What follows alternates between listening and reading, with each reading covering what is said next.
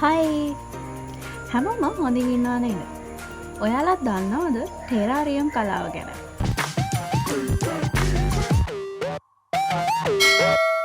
ටෙරාරියම් කියලා කියන්නේ හරි ලස්සන කලාවක්. පුංචි බෝතලයක් ඇතුලේ එහෙමත් නැත්නම් පොඩි මාළු ටැංකියක් ඇතුලේ, වීදුරු මාළු ටැංකියක් ඇතුලේ, වැසි වනාන්තරයක් වගේ එහෙම නැත්නම් ලස්සන ගාඩන් එකක් වගේ හදන දෙයක්. ඒක හරි ලස්සනයි. ඉවසීමෙන් කරන්න ඕනේ හරි ලස්සන කලාවක්. මම හරි ආසයි ටෙරාරියම් වලට. කාලෙක ඉඳන් ආසාවක් තිබ්බා ටෙරාරියම් එකක් හදලා බලන්න. හැබැයි ඒකට අවස්ථාවක් හම්බුනේ නැහැ නෙමෙයි. ඇත්තටම උමනාවක් තිබ්බේ නැහැ. මම ග්ලාස් බොටල් එහෙමත් ගෙනල්ලා තිබුණා. ඒව නම් දැන් වෙන වෙන වැඩවලට අරගෙන. හැබැයි අද නිකන් ඉන්න ගමන් මට හිතුණා ටෙරාරියම් එකක් හදලා බලන්න. මගේ ගාව දැන් ගෙනාව බෝතල් නැහැ.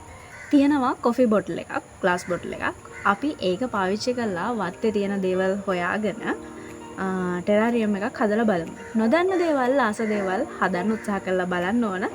එතකොට තමයි අලුත් දෙයක් ඉගෙන ගන්න පුළුවන්කම හම්බ වෙන්නේ. ඉතින් බෝතලේ ලේබල් එක ගලවන්න මම ඒක පෙන්ගෙන්න දැම්මා. අපි දැන් යම් මිදුලෙන්, වත්තෙන්, පාරෙන් හොයාගන්න පුළුවන් දේවල් වලින් තමයි අද මේක හදන්නේ මම. කොහොමත් ගොඩාක් විශේෂ දේවල් ඕන වෙන්නේ නැහැ ටෙරාරියම් හදන්න. වැස්සක් එන්න හදන්නේ. වැස්ස එන්න කලින් ටක් ගාලා ගිහිල්ලා ඕන දේවල් ටික හොයාගෙන එමු. හරි.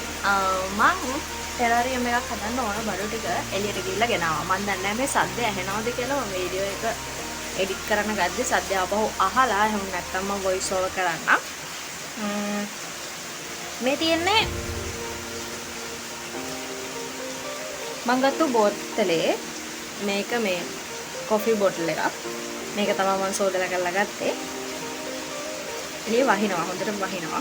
එළිය තමයි ඉන්නේ, ගේ ඇතුළේ මේක කරන්න බෑ. මොකද මඩ, ගල්, වැලි ඒවා ඒක නිසා බල්කනි එකේ තමයි ඉන්නේ. මේ තියන්නේ මම හොයාගත්තු දේවල්. මෙතන තියෙනවා මේක උඳු පියලිය වැලක්. ඊට පස්සේ මේ තියන්නේ අර පාසි නෙවෙයි, මේවා තාප් වල හැදෙන්නේ. අන්න ඒවා. ඊට පස්සේ මට ලස්සන චුටි වල් ගහක් හම්බුණා. මෙතන තියෙනවා පස්සාවන්නෙන් කොම්පෝස්ට් තමයි මේ දාන්නේ. මේක මේ හදපු කොම්පෝස්ට් නෙමෙයි, ඔටෝමැටිකලි හැදිච්ච කොම්පෝස්ට්. මේ ටික ගොඩක් තෙතයි. ඒක නිසා මම හිතාගෙන ඉන්නවා මේකට වැලි ටිකක් මික්ස් කරන්න. සාමාන්‍යයෙන් ටෙරාරියම් ආර්ට් හදද්දී තියෙනවා මික්ෂර් එකක් තියෙනවා, කොම්පෝස්ට් මික්ෂර් එකක් තියෙනවා. ඒව මොකුත් නැහැ. ඊට පස්සේ මෙන්න මේ වගේ චුටි ගල් කෑලි ටිකක් හොයාගත්තා. මඩ තාම මේක අර කඳන් හතු කියලා කියන්නේ. මම දන්නේ වෙන නමක් තියනවාද කියලා. අපි කියන්නේ කඳන් හතු කියලා. ඒකක්.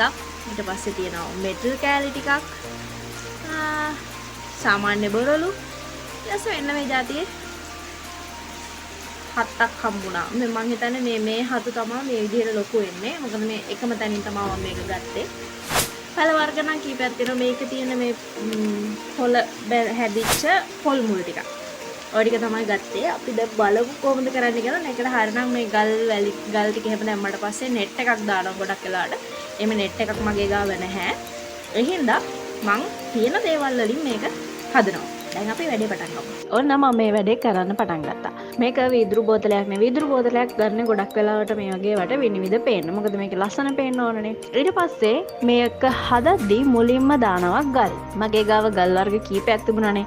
මම බොරළු හොයාගත්තා. ඊට පස්සේ මෙටල් කෑලි ටිකක් හොයාගත්තා.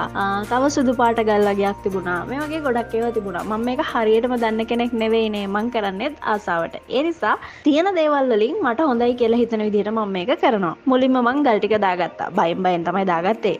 බෝතලේ බිඳුනොත් මුකුත් කරන්න වෙන්නේ නැහනේ. බොරළු, මෙටල් කෑලි, සුදු පාට ගල් ඒ ඔක්කොම මික්ස් වෙන විදිහට තමයි මම මේකට දාගත්තේ. බෝතලේ ඉඩ කඩත් එක්ක මේ ගාන ඇති කියලා හිතන විදිහට මම දාගත්තා. ඊට පස්සේ මම කරේ මගේ ගාව තිබුණු පස් ටික, කොම්පෝස්ට් පස් ටික තිබුණානේ. මම ඒකට වැලි එකතු කරගත්තා.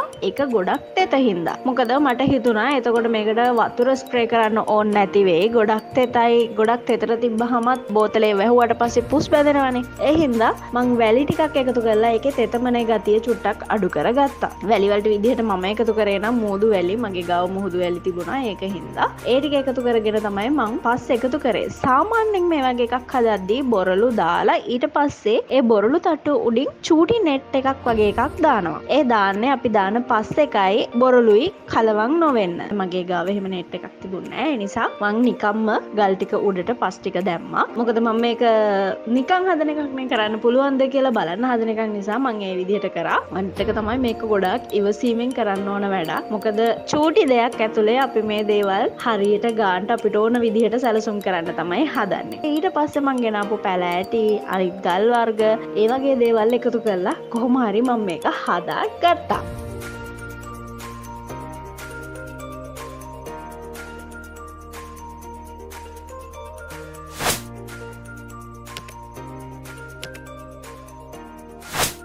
ඔන්න ඔහොම තමයි ටෙරාරියම් එක හදලා ඉවරුනේ. මේක ගොඩක් ඉවසීමෙන් කරන්න ඕනි වැඩක්. සමහර වෙලාවට අපි හිතාගෙන ඉන්න විදිහට මේක එන්නේ නැහැ. හැබැයි ඒ වෙලාවට චුට්ටක් ඉවසීමෙන් හිමීට කල්පනා කරලා ඒක හරියට හදාගන්න ඕනේ. මුලින්ම හදනකොට හිතෙන්නේ බුදු අම්මෝ ආයේ මේක හදන්නේ නැහැ කියලා. හැබැයි හදලා ඉවරුණාට පස්සේ දැක්කහම ඒක හරිම ලස්සනයි. ආයෙත් හදන්න හිතෙනවා. ඕනම දෙයක් පුරුදු වෙන්න තමයි හරිම ක්වොලිටියට කරන්න පුළුවන් වෙන්නේ. ඉතින් ඒ හින්දා මං ආයෙත් ටෙරාරියම් නම් හදනවා.